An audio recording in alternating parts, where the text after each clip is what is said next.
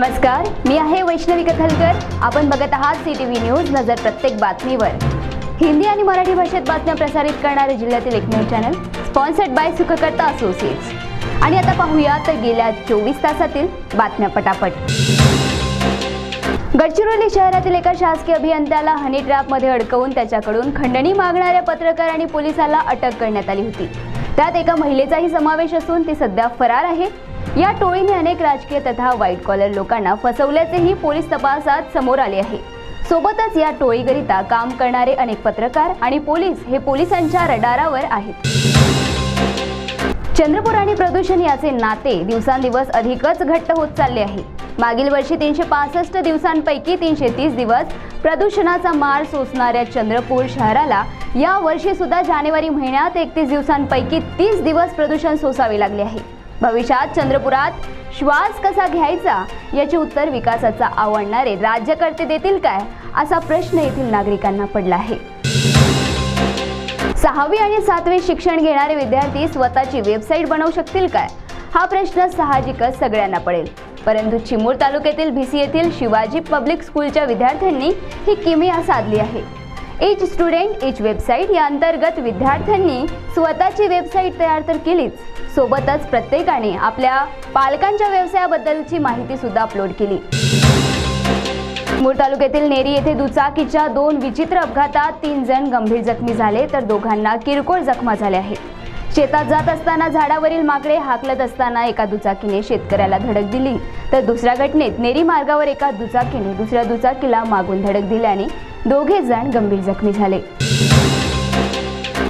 बुधवारी 31 जानेवारीला वणी तालुक्यातील सुकणे गाव येथील तलावा शेजारी 3 महिन्याचे वाघाचे पिल्लू मृतावस्थेत आढळून आल्याने एकच खळबळ उडाली। या विभागात एका वाघिणीचा संचार आहे। हे पिल्लू आपल्या आईपासून विभक्त झाले असावे आणि भूकबळीने त्याचा मृत्यू झाला असावा असा अंदाज वर्तवण्यात येत आहे। क्या आपको तंत्र मंत्र के नाम पर ठगा गया है? तो घबराए नहीं, आपके हर समस्या का समाधान है हमारे पास।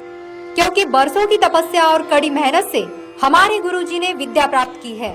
आपकी कोई भी परेशानी हो, जैसे परीक्षा में फेल होना, शादी की समस्या, व्यापार में असफलता, नौकरी की समस्या, प्रॉपर्टी की समस्या, पति पत्नी में अनबन, हमेशा स्वास्थ्य खराब होना, इसके अलावा कोई भी समस्या हो तो नीचे दिए गए नंबर पर तुरंत कॉल करें।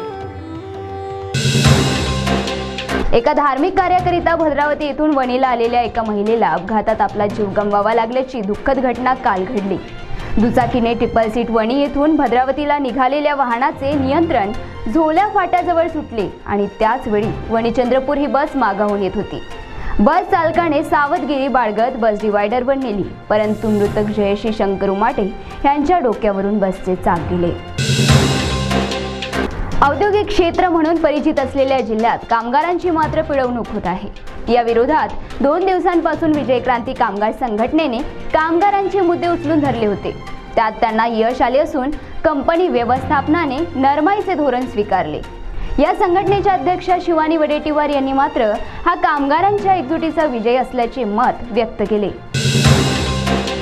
चंद्रपूर जिल्ह्याचे पोलीस अधीक्षक रवींद्रसिंग परदेसी यांची बदली झाली असून त्यांच्या जागी नागपूर शहर आयुक्त असलेले मोमक्का सुदर्शन हे जिल्ह्याचा पदभार सांभाळणार आहे। सुदर्शन हे IPS असून बरेच वर्षानंतर जिल्ह्याला IPS अधिकारी प्राप्त झाला आहे। तर या होत्या आजच्या पटापट बातम्या। लवकरच भेटूया पुन्हा काही नव्या बातम्यांसह। तोपर्यंत अशाच बातम्यांची अपडेट घेण्यासाठी बघत रहा विदर्भातील अग्रणी CTV न्यूज नजर प्रत्येक बातमीवर। नमस्कार।